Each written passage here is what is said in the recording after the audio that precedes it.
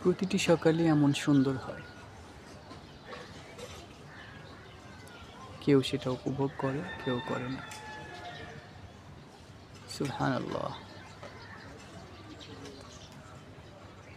ভোরের সূর্যোদয় দেখতে যতটা সুন্দর,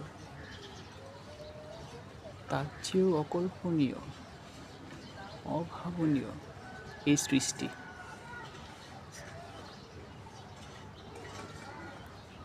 সৃষ্টিকর্তার প্রতি অসীম শুকরিয়া।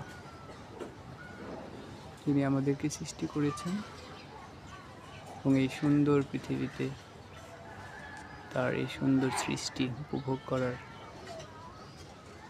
জন্য আমাদেরকে হায়াত দান করেছেন।